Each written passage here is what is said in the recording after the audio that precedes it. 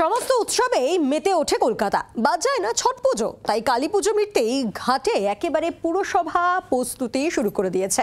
ছট পুজো উপলক্ষে স্থায়ী অস্থায়ী মিলিয়ে মোট 153টি ঘাট প্রস্তুত রাখা হচ্ছে কলকাতা পুরসভার তরফে।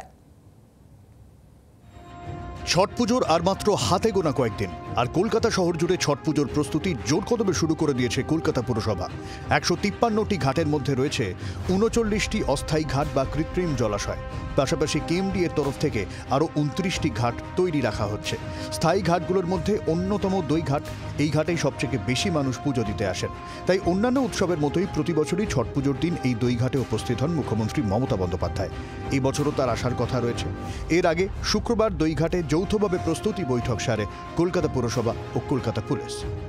কালী পুজো শেষ হতেই ছট পুজোর প্রস্তুতি শুরু করে দিল কলকাতা পুরসভা। সোম মঙ্গলবার ছট পুজো রয়েছে এবং তার আগে ঘাটগুলোর প্রস্তুতি খতিয়ে দেখতে একেবারে কলকাতা পুরসভার সেক্রেটারি তিনি ঘাটগুলোর পরিস্থিতি খতিয়ে দেখতে বেরিয়েছেন।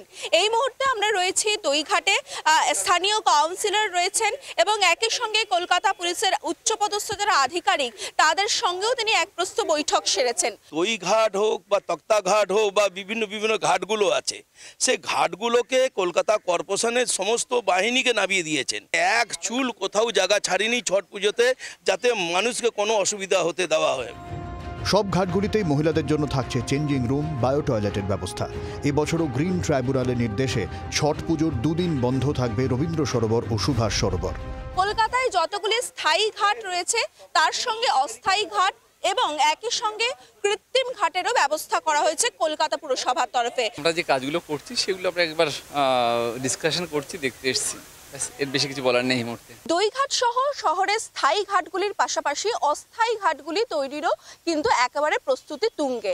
একেবারে আমি যেখানে রয়েছি ভবানীপুর, সেই জায়গার একটি অস্থায়ী ঘাট যেভাবে তৈরি হচ্ছে, এইভাবেই 39টি ঘাট প্রস্তুত করা হচ্ছে কলকাতা পুরসভা এবং কেএমডি এর তরফে। এখানে মূলত যে জায়গাগুলো হয়, একটা হচ্ছে 27 তারিখ বিকেলবেলা সূর্য অস্ত যাবার সময়, সেই সময় একটা পুজো হয় এবং সেটার জন্য যা যা ব্যবস্থা গ্রহণ করা, যে সবাই ওই পুজোর সামগ্রী নিয়ে এখানে আসা, সেই সুযোগ সুবিধাগুলো এখানে করে দেওয়া, কারণ এটা দ্বিতীয়বার, গতবারও আমরা করেছিলাম। রবীন্দ্র সরোবর এবং সুভাষ সরোবর বন্ধ থাকবে এবছরেও ছট পুজোর দিনগুলিতে।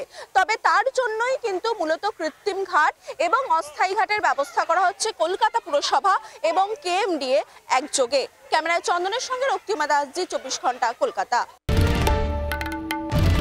বাংলার আওয়াজ, বাঙালির আবেগ, জি 24 ঘন্টা।